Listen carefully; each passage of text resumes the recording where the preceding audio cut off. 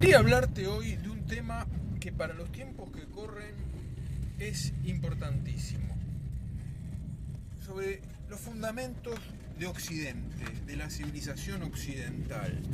Occidente, este mundo que podemos localizar en lo que sería hoy sobre todo Europa y América, que tiene una cultura, una civilización, un legado muy particular, muy especial, y que hoy desde dentro mismo de Occidente es atacado.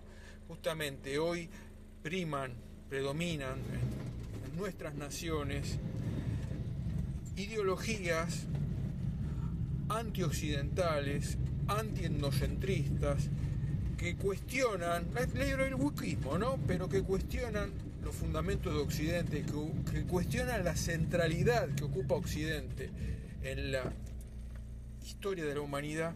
Y los ideólogos, justamente, de estas posturas propias de la posmodernidad, surgen del Occidente mismo, de un Occidente decadente, de un Occidente que reniega de sus raíces, de sus orígenes, de un Occidente que ha llevado las posturas modernas a extremos que llamamos posmodernos, y que la modernidad, que aunque era racionalista, estaba fundada en la razón. La posmodernidad es irracionalista y reniega de todo lo que tenga que ver con el mismo Occidente.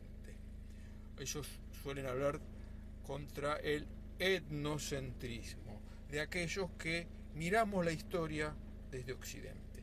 ¿Y cuáles son los fundamentos?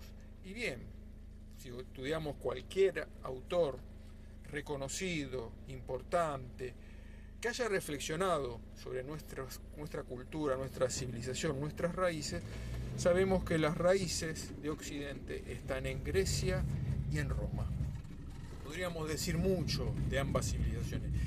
Grecia, Roma, y me faltó agregar, y el cristianismo, importantísimo, que viene a coronar todo aquel humanismo desarrollado por la civilización greco-romana, con todas sus miserias, con todas las cosas que luego fueron mejorando, con todas las imperfecciones que fueron siendo superadas o que se fue.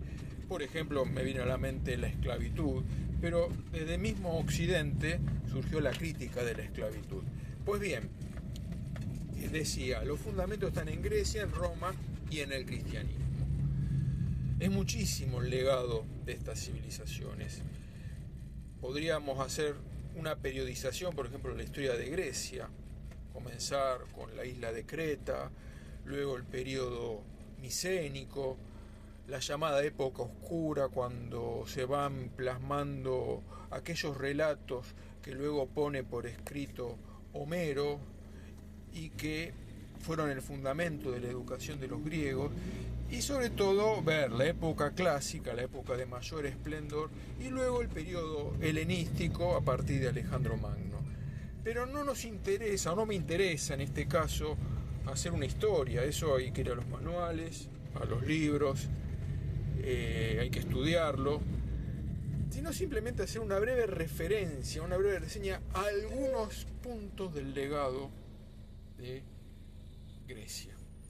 Y me voy a detener más allá de las artes fundamentales, el culto a la belleza, nos enseñaron los griegos, pero quería tomar dos aspectos del legado griego: el teatro y la filosofía. El teatro, tenemos grandes escritores, Esquilo, Sófocles, Eurípides, y que en sus obras de teatro nos muestran el problema del dolor humano, el problema del mal, el problema de las grandes cuestiones existenciales del hombre pensadas en profundidad. Y la filosofía, la búsqueda de la verdad, el intento de superar los mitos, todos aquellos mitos, aquellos relatos que atribuían todo a divinidades, pero que eran divinidades que están en el mundo, que eran parte del mundo, no que están más allá del mundo, como después nos enseñó la revelación cristiana. Bueno, la filosofía buscó justamente superar el mito y dar una explicación racional del mundo. esta filosofía es justamente lo que luego va a tomar el cristianismo, porque cuando el cristianismo dialogue y se funde a partir del legado cultural de la vieja civilización greco-romana, sobre todo va a dialogar no con la vieja mitología, con las viejas divinidades, los viejos cultos, sino con aquella razón que buscó explicar el mundo. Y entonces el cristianismo, a partir de la razón y de la fe, fue dando respuesta a los grandes interrogantes del hombre. Hablé de Grecia, sucintamente, muy poco, nada. Me referí a dos aspectos que luego uno puede seguir profundizando: el teatro, la filosofía. Hablemos de Roma.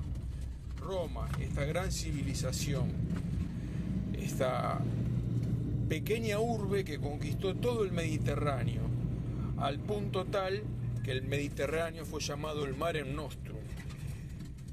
Territorios de Europa, de Asia, de África, unidos a través del mar. Y no solamente por mar, sino también por tierra, aquellas vías, aquellas calzadas, aquellos caminos construidos por los romanos, y de allí el dicho, todos los caminos conducen a Roma, que permitió que la cultura helenística recibida de Grecia por Roma luego pueda ser llevada a todos aquellos lugares donde llegaban las legiones romanas.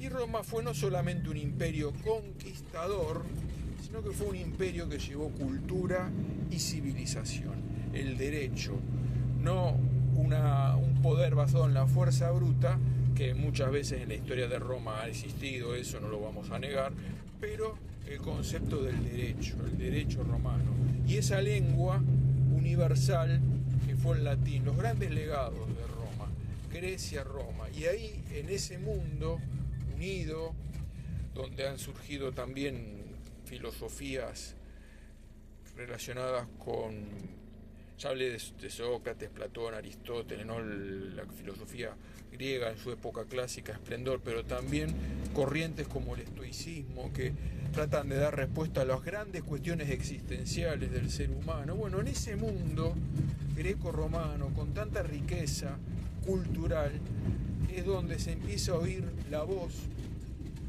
de un carpintero muerto allá en Palestina por orden del gobernador romano, justamente crucificado, entregado por las autoridades de su pueblo, pero que esa voz vendría a cambiar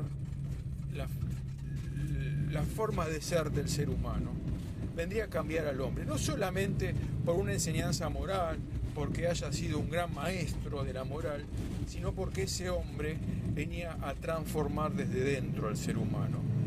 Ese verbo de Dios encarnado, como luego fue definido por la Iglesia, por él fundada en Nicea, ese verbo viene a transformar la vida del hombre y toda la cultura humana, a transfigurarla. Y aquel legado, viejo legado greco-romano, fue transfigurado por la redención obrada por Jesucristo y comunicada en la Iglesia a través de los sacramentos, por ejemplo.